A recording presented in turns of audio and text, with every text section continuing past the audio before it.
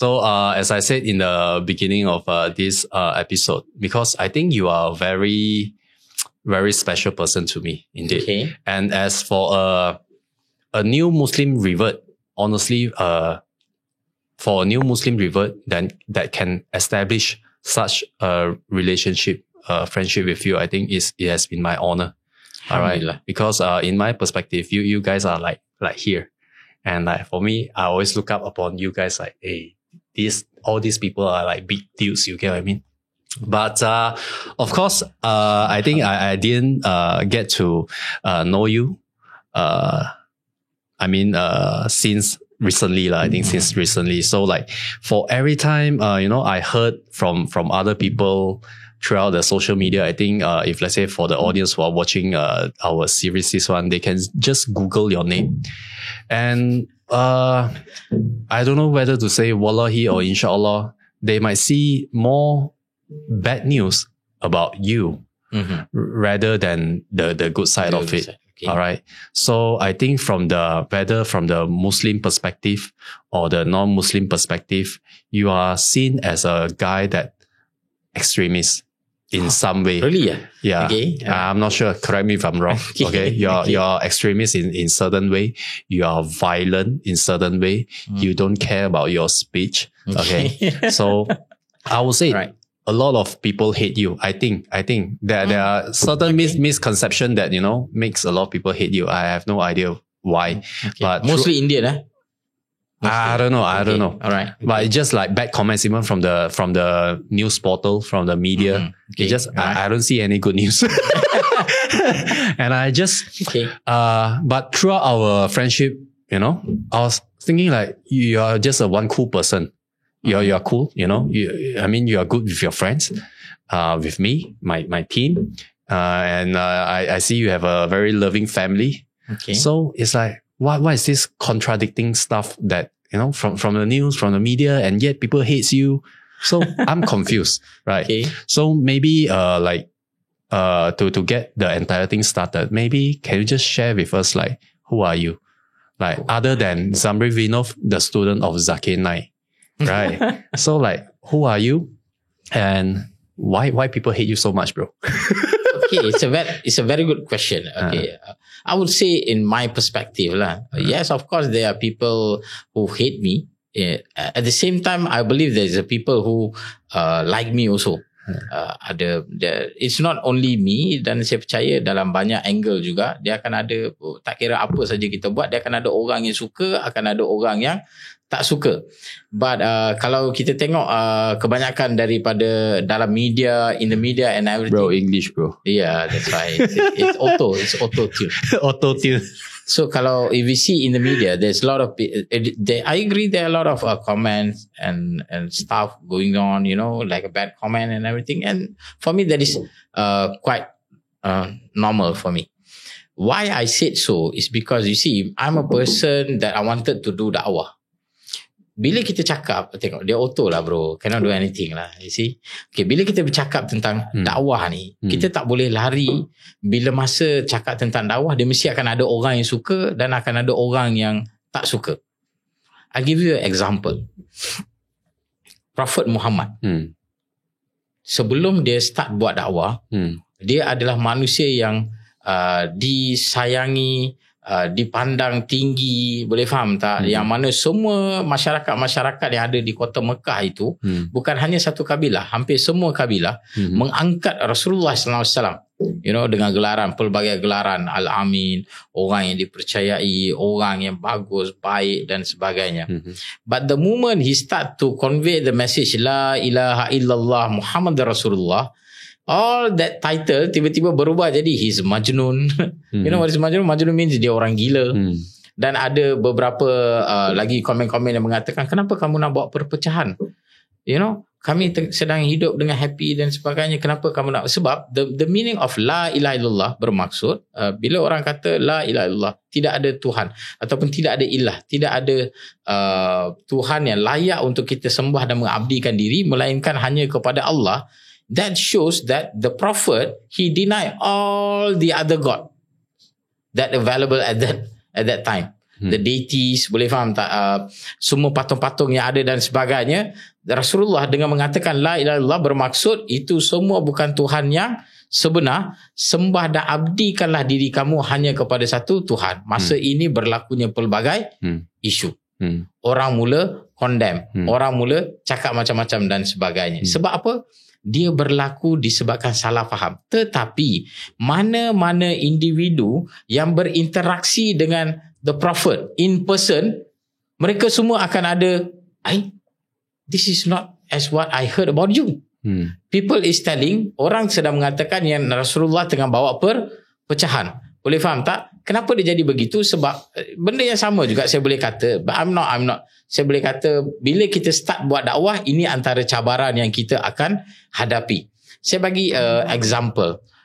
Like what happened to me. Saya pun percaya kebanyakan, even among the Indians, bila mana ramai yang berjumpa dengan saya lah, tiba-tiba kalau jumpa dekat kedai kopi ke mana-mana ke, were they like condemn you straight like, no, hey dude, why you say this, you have no respect for us? Setakat ini hanya saya pernah ada satu group of people sahaja yang pernah buat macam tu.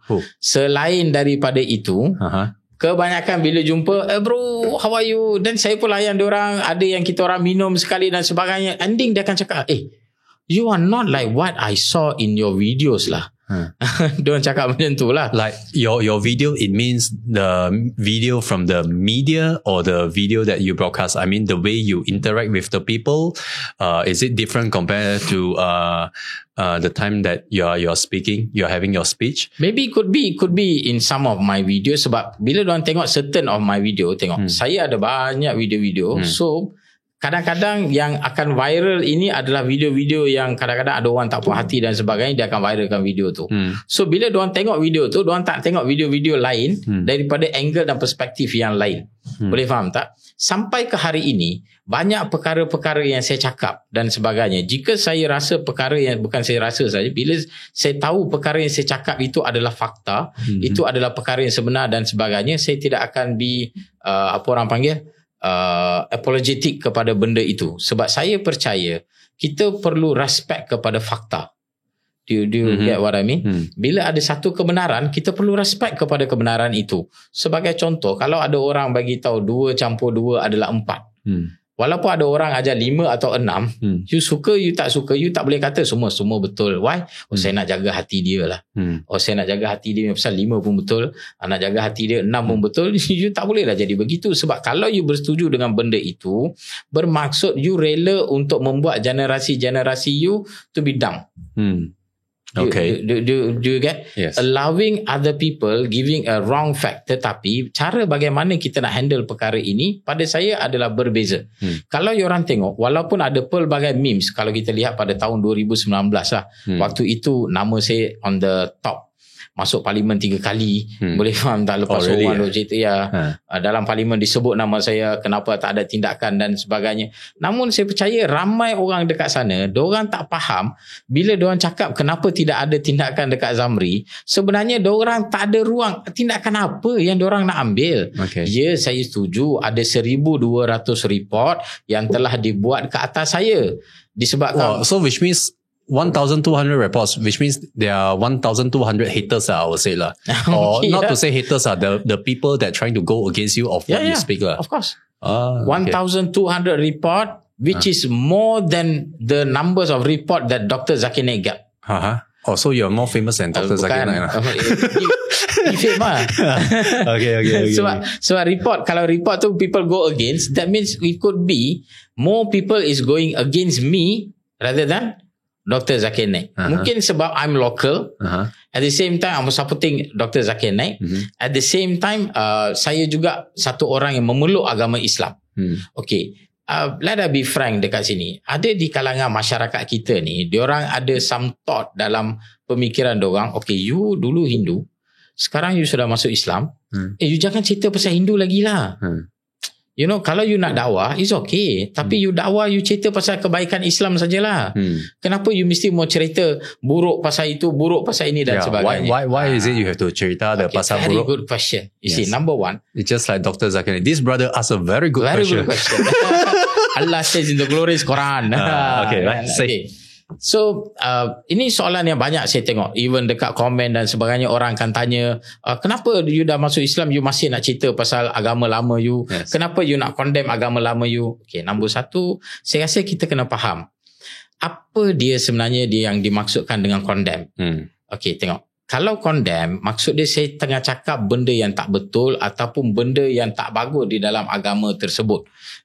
Itu mungkin you boleh kata saya sebagai nak condemn dan sebagainya. Boleh faham tak? Okey. Tetapi apa yang saya tengah buat adalah saya cuma tengah mendidik masyarakat, nak memandaikan masyarakat. Bukan hanya di dalam agama Islam, hatta di dalam agama-agama lain juga. Contoh, jika ianya menjadi hujah, kalau you bukan Hindu, you tak boleh cerita pasal Hindu. Ataupun you dah masuk Islam, you jangan cerita pasal Hindu lagi dan sebagainya.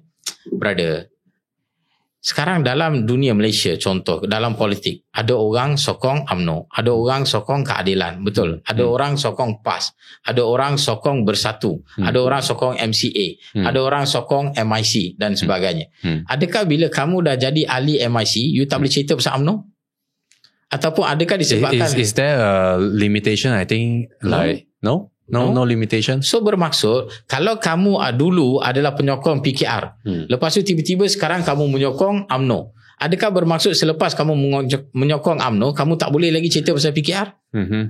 Ataupun daripada UMNO, kamu telah lompat sokongan kamu pergi kepada PKR.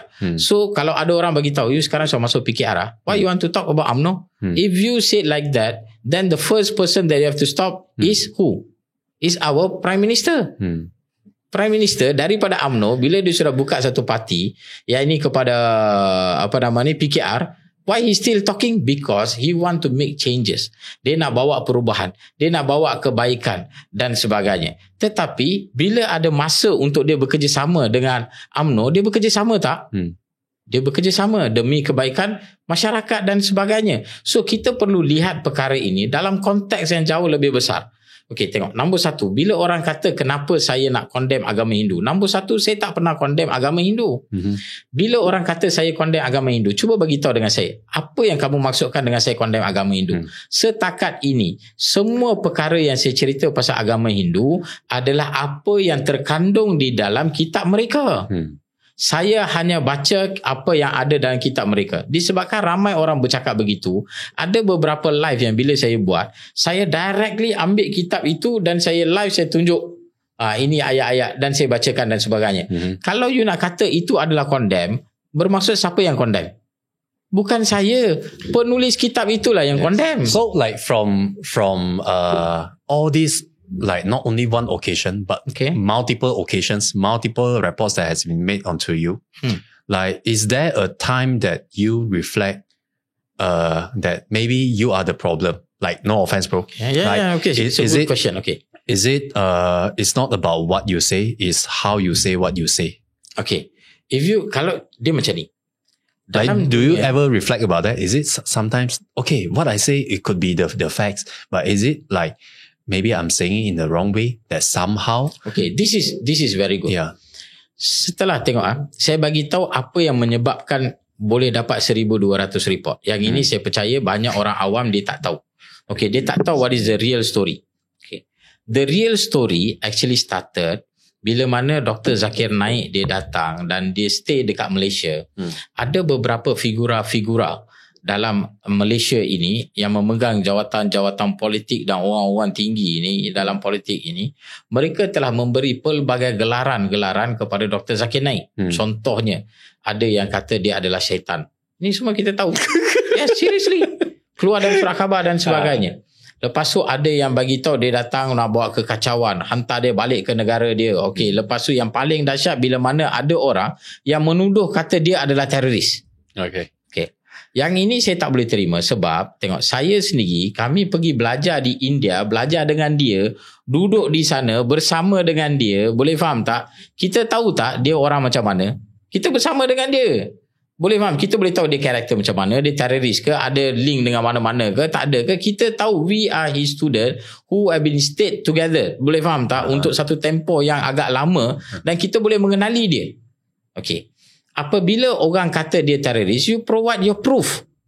You janganlah you tuduh satu orang, bila minta bukti you tak ada bukti. Bukti dia, kalau betul ada bukti yang kukuh, saya percaya Interpol pun tentu dah nab Dr. Zakir Naik. Berapa ramai dekat sini yang tahu kerajaan India, Dr. Zakir Naik cuma ada mempunyai masalah selepas daripada kerajaan BJP mengambil alih India di bawah kuasa Modi lah. The moment Modi menjadi Prime Minister di India, baru bermulanya masalah kepada Dr. Zakir Naik.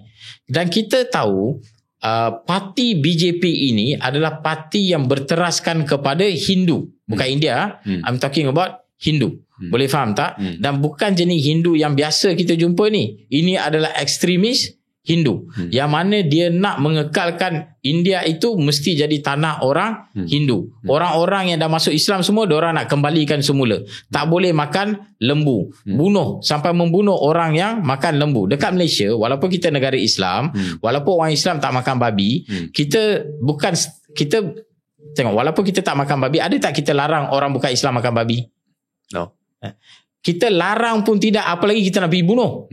Do you get the point? Apa yang saya tengah cakap ini adalah dasar-dasar yang diambil oleh satu kerajaan BJP di India. Disebabkan Dr. Zakir Naik, dia berdakwah dan ada banyak orang-orang Hindu masuk Islam di India. Di dalam live dia, kita boleh tengok dia syahadah orang masuk Islam dan sebagainya. Ini telah menyebabkan golongan-golongan daripada parti BJP naik angin dan mula target dia. Dan bila diorang target, diorang nak cuba kaitkan dia dengan pengeboman yang berlaku di Bangladesh, boleh faham tak, di Sri Lanka dan sebagainya, kata dia ada kaitan dengan alasan bila diorang pergi dekat rumah orang yang bom itu, dalam rumah dia ada CD Dr. Zakir Naik. I was like, what?